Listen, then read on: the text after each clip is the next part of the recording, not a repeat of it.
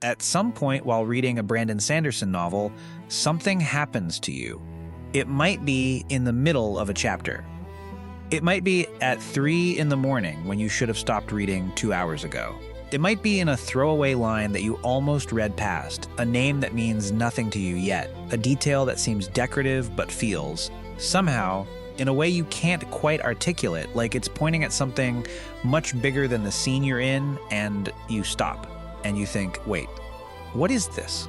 Maybe you finish The Final Empire, and you notice that the ska informant Kelsier meets in the tavern gives him information a little too precisely, watches a little too carefully, disappears a little too cleanly. And you thought, who is that? Maybe you're reading a completely different Sanderson book, on a completely different world, with a completely different cast of characters, and you see that same name. And you think, that's not a coincidence. Or maybe someone just told you. In that way, people tell you things when they want to watch the realization hit your face. All of these books are connected, not thematically, not by tone or genre or the author's voice. Actually, structurally, cosmologically connected. The same universe, the same gods, the same underlying laws of physics and magic and creation running beneath all of it. And you had to put whatever you were holding down for a second. If any of that has happened to you, or if you're reading Sanderson for the first time and you've heard the word Cosmere and you want to understand what you've actually walked into before you get any deeper, this video is for you. Because the Cosmere is one of the most ambitious things any writer has ever attempted. And most people don't fully understand the scale of it until they're already 3 or 4 books deep, and it's far too late to stop. Welcome to the Cosmere Archive. Let's talk about what this actually is. Let me start with a number, 35. That is the number of novels Brandon Sanderson has planned for the Cosmere. Not the number he's written, the number he has outlined, structured, and intends to publish across his career. He is currently somewhere in the middle of that sequence, with roughly half the core novels complete. The ones you may have read, the Mistborn trilogy, the Stormlight Archive, Elantris, Warbreaker are all early to mid-chapters in a story that Sanderson has been building since before he published a single page of it, 35 novels. All set in the same universe, all connected by the same underlying cosmology, all contributing at different levels and different timelines to a single overarching story about the nature of gods, the nature of creation, and what happens when the most powerful forces in a universe are held by people who are, despite all that power, still just people. Now, I want to be extremely clear about something because Sanderson himself is extremely clear about it. You do not need to know any of this to enjoy any individual book. He has said this directly on the record more than once. Every Cosmere series is written so that a reader who has never heard the word Cosmere can pick it up, fall in love with it, finish it, and have a complete and satisfying experience. The connections are real and they run deep, but they are designed to operate underneath the story, as texture, as reward for the attentive reader, as a bonus layer rather than a required one. The Cosmere is not homework you have to do before the books make sense. It is the thing that makes the books you already love make even more sense. And once you see it, you cannot unsee it. To understand the Cosmere, you need to understand one event. It happened roughly 10,000 years before the earliest story Sanderson has published. It happened on a planet called Yolen, the original homeworld of humanity in the Cosmere. And it was, depending on your perspective, either the greatest crime ever committed or the act that made everything else possible. It is called the Shattering of Adonalsium. Adonalsium, and bear with me for a moment, because this is a lot of syllables for a concept that is actually quite simple, was the original god of the Cosmere, the power of creation, the source of all magic, all life, all physical law in the universe. A being, or force, the distinction is genuinely unclear, and Sanderson has been deliberately ambiguous about it, of absolute, incomprehensible power. And a group of people killed it, 16 of them, working together, using a method that has not yet been fully revealed. They conspired against the creator of the universe, and they killed it. And when Adonalsium died, its power did not disappear. It shattered, exactly as the name says, into 16 fragments. 16 pieces of the power of creation, each one representing a different fundamental aspect or intent of what Adonalsium was. And each of those 16 pieces was seized by one of the killers. In the Cosmere, these fragments are called shards, and the people who hold them are called vessels. Now, here is the thing that I find most fascinating about this event, and that I think is the key to understanding everything that follows. The 16 people who killed Adonalsium were not gods. They were not divine beings or ancient spirits or cosmological forces. They were people. Ordinary people, by Cosmere standards, with histories and motivations and relationships and, crucially, flaws. They had reasons for what they did. Some of those reasons were arguably noble. Others were entirely selfish. Most were probably somewhere in between, complicated and human, in the way that real motivations are always complicated and human. And then each of them picked up a fragment of omnipotence. Sanderson has described this with a precision that I find quietly devastating. He says that holding a shard changes you. The intent of the shard, the fundamental concept it embodies, gradually warps the personality of the vessel toward itself. A person who takes up a shard of ruin, of pure entropy and destruction, does not remain the person they were. The power shapes them, pulls them, turns them over time into something that more fully embodies what the shard is. 16 ordinary people killed God, divided its power between them, and then spent thousands of years being slowly transformed by what they'd taken. That is the backstory of the Cosmere. That is what is running beneath every book. After the shattering, the 16 vessels scattered. They spread out across a dwarf galaxy, smaller and more compact than the Milky Way, but vast enough that the worlds within it are separated by the kind of distance that makes casual travel essentially impossible. Most of them settled on planets. Some of them created new worlds entirely, the way Preservation and Ruin created Scadrial. Some of them found worlds that already existed and simply moved in. And wherever a shard settled, the planet it landed on was transformed by its presence, shaped physically and metaphysically by the nature of the power now residing in it. This is why every Sanderson world feels so distinctly itself. Roshar, the world of the Stormlight Archive, is a place where massive storms circle the planet on a regular schedule, where the ecosystem has evolved over millennia to survive hurricane-force winds, where stone itself is the dominant landscape because soft ground would be scoured away. It looks the way it looks because of the shards that settled there, because their natures, their intents, expressed themselves in the physical environment of the planet over thousands of years. Scadrial, the world of Mistborn, is ash-covered and mist-haunted and barely habitable at its equator. It looks that way because it was created by two shards in conflict, Preservation and Ruin, whose opposed natures are literally written into the geology and atmosphere of the world.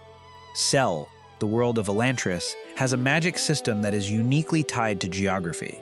Where you are on the planet determines what magic you can access, because the shards that influenced it created a system so deeply embedded in the physical landscape of the world that location and power became inseparable. Every world in the Cosmere is a physical expression of its gods. Once you know this, walking into a new Sanderson book becomes a different experience. You're not just learning the rules of a new setting. You're reading the fingerprints of a divine power in the landscape itself. You're asking, what is here? What does this world's appearance tell me about who made it and what they wanted? This is where I want to spend some time, because I think it's the thing that makes Sanderson uniquely different from almost every other fantasy writer working today. The magic in Cosmere books is not arbitrary. This sounds like a simple statement. It isn't. Go back through the fantasy genre, not just the popular ones, the classics, the ones that define the form, and count how many magic systems are fundamentally arbitrary. The magic works because the author decided it works. The rules are what the author needs them to be for the plot. It creates wonder and atmosphere, and it's fine, but it doesn't come from anywhere. There's no reason behind it. Sanderson was young when he read the works that would become his influences, and he noticed this. He noticed that when magic solved a problem in a story without the reader fully understanding how or why, it felt hollow. It felt like the author had cheated. And he decided he was going to do something different. He was going to build magic systems that had laws. Sanderson's first law, as he himself has articulated it, goes like this. An author's ability to solve conflict with magic is directly proportional to how well the reader understands that magic. If the reader understands the rules completely, the magic can solve problems completely.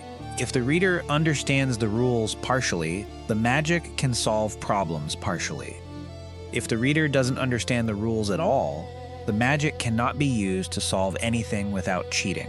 This is why allomancy feels the way it feels. Why burning steel to push on metals and burning iron to pull on metals is satisfying in a way that most fantasy magic isn't.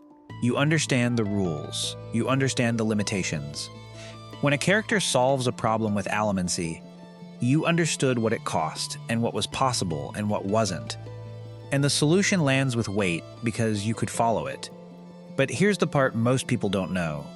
In the Cosmere, Sanderson's laws of magic are not just his writing philosophy. They are literally true inside the fiction. All Cosmere magic comes from the same source. Investiture. The raw power of Adonalsium, now distributed among 16 shards, expressed differently on each world depending on the nature of the shard and how it interacts with the planet it inhabits. Allomancy is preservation's power, expressed through the genetic inheritance of Scadrial's people, channeled through metal. Surge binding, the magic of the Stormlight Archive, is honor's power, expressed through bonds with Spren, ancient fragments of divine power that have developed into something like consciousness. The Aeon Door of Elantris is devotion's power, expressed through geometric symbols tied to the geography of cell-different magic. Same underlying source. One cosmological engine producing entirely different outputs on different worlds, based on the specific nature of the god whose power is running it. This means that when a Cosmere scholar, someone who has read widely across the universe, looks at a new magic system on a new world, they can analyze it. They can ask, what shard is here? What is its intent? How is it expressing its nature through the people and physics of this world? The magic is not arbitrary. It is diagnostic. It tells you about the god underneath it. That is a level of internal consistency that I have not encountered anywhere else in the fantasy genre. Now I want to tell you about the detail that, more than anything else, is responsible for people falling completely into the Cosmere rabbit hole and never quite climbing back out. There is a character who appears in almost every Cosmere book. He goes by many names. On Roshar, he is Wit, the court jester of a king, a man whose official role is to insult the nobility, whose actual role is something considerably more complicated. In Mistborn, he appears briefly as a ska informant, a minor character in a scene that most first-time readers don't register as significant. In other books on other worlds, he appears under other names, in other guises, with other apparent purposes. His real name, the name he uses most often, and that most Cosmere readers know him by, is Hoid. Hoid is not a vessel. He did not take up a shard at the Shattering. He was there. He was one of the people present when Adonalsium was killed, and he was offered a shard, and he refused. He chose to walk away from that power, for reasons that have not yet been fully revealed, with goals that are still not entirely clear, even to readers who have read everything Sanderson has published. What we know is this. He is very, very old. Old enough to have been present at the Shattering. He has collected magical abilities from across the Cosmere. He is, at various points in the story, an allomancer, a user of Stormlight adjacent powers, an awakener from Nalthis. He travels between worlds when most people in the Cosmere don't even know other worlds exist.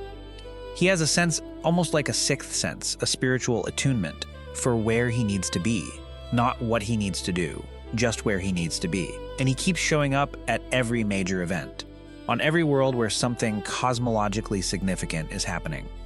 In a minor role, usually doing something that seems small and peripheral until you look back later and realize that what he did was load-bearing. That the story turned slightly because he was there. That without his presence, the outcome would have been different in a way you can't quite calculate. I remember the first time I found Hoid in a Sanderson book. I wasn't expecting him. I had just finished a book on a world I hadn't visited before, and I recognized the phrasing. A specific turn of speech, A quality of observation in a minor character that felt too precise, too old, too aware of things he shouldn't be aware of. And I went back to the page and I thought, you.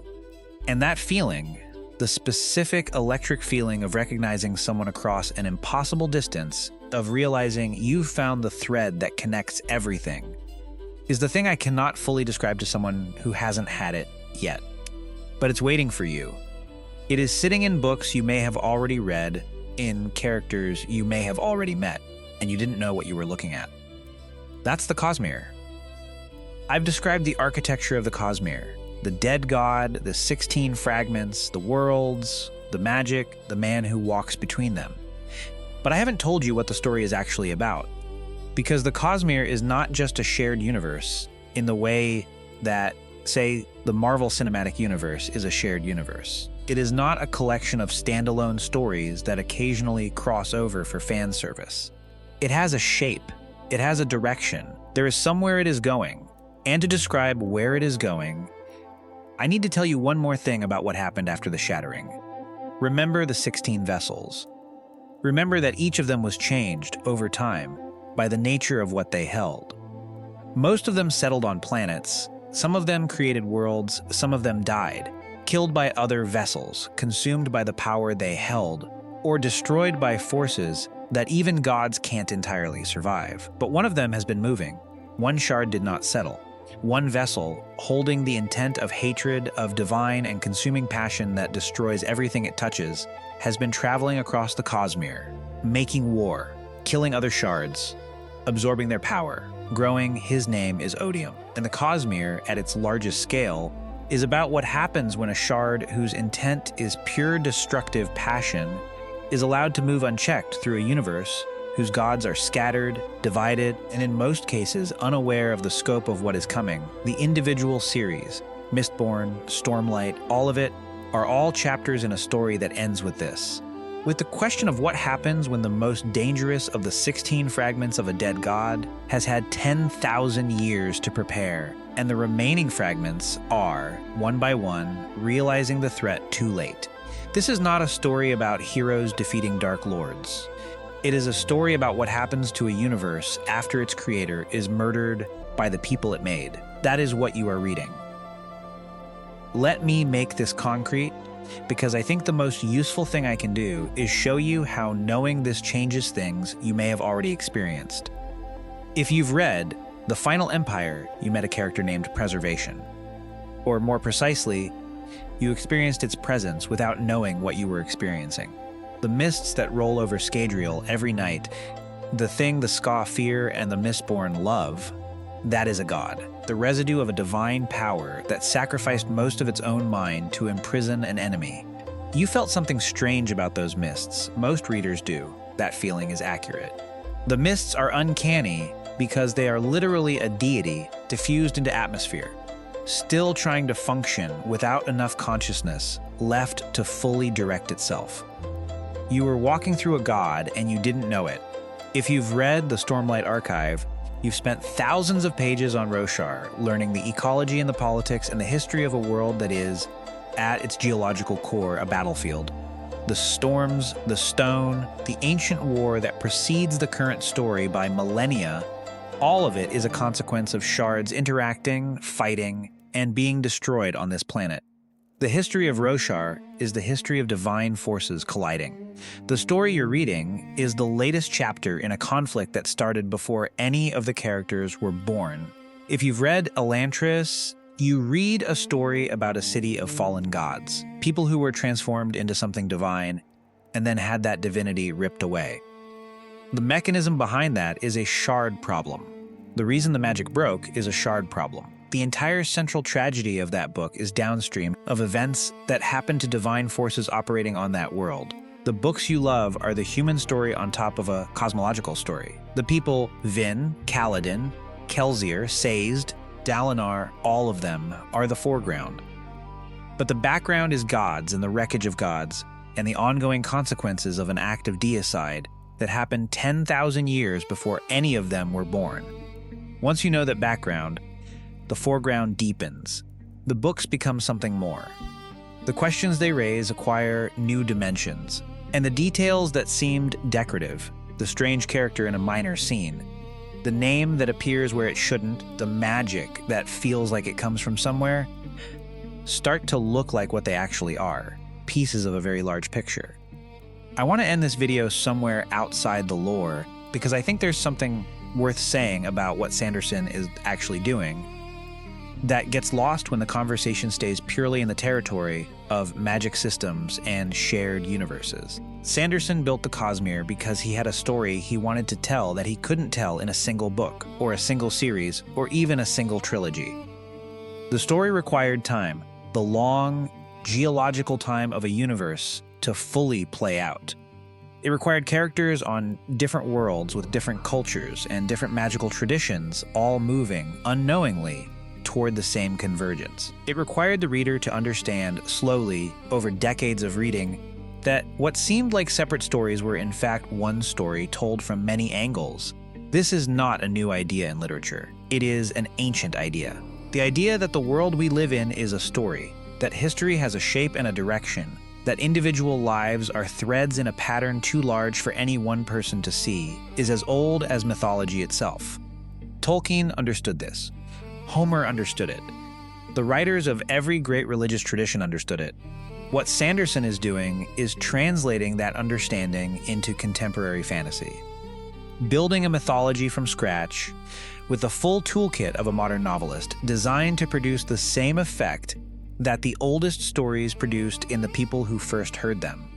The feeling that you are small, and the world is vast, and something much larger than you is moving through it. The feeling that the pieces connect. That feeling is not accidental. It is the entire point. And the remarkable thing, the thing that I keep coming back to every time I think about this project at its full scale, is that it is working.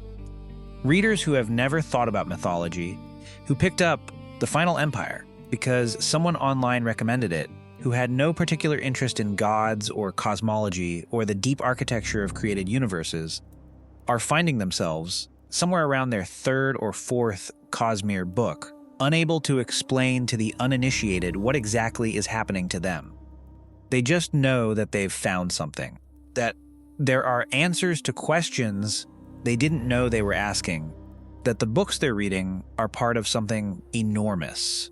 If you're at the beginning of that experience, if you just finished your first Sanderson book, or you're halfway through and you've started noticing things, or someone sent you this video because they wanted to watch you understand what you've gotten into, welcome. You are early.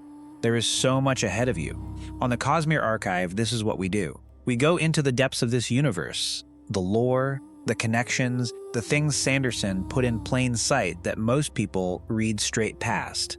And we try to give you the tools to see what you're actually reading. The Kelsier video, if you haven't seen it, is a good place to start if you're in Mistborn. There's a link at the end of this one.